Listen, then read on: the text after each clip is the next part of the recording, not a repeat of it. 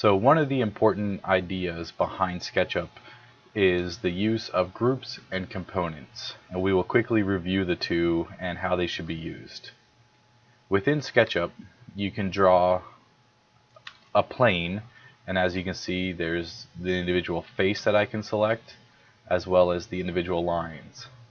I can select everything, right click, and say make group, which now this is one combined piece. I can double click to go inside the group, press P for push pull, and turn this into a cube pretty quickly. Now I can take this and copy it over, and I can right click and say make component. And now we're going to discuss the difference between groups and components.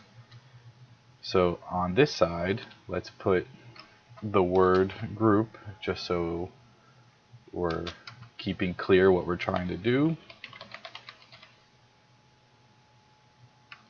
So we have a group and we have a component, and let's copy both of those up. So now we have a group here, a copy of this group, and a copy of this component.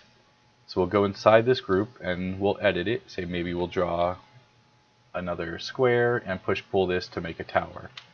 And as you can see, this group did not change. Now let's try the same thing inside component. And as you can see, as I work on a component, the component is now based off of its original piece.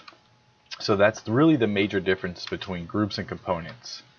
Within SketchUp, you always want to have things in its group, mainly because if, say, you have this square and you make a copy of it, as soon as you make a copy, these are now joined together. Where maybe what you really want to do is make this a group, copy this, and these are now two separate blocks. And sometimes you'll want these to be groups, sometimes you'll want them to be components. Obviously, where components really work well is, say, maybe you're making a bracket that goes around the house. We can just quickly draw something here, say something like this. We'll turn this into a component, so now we can copy this, say, around the house.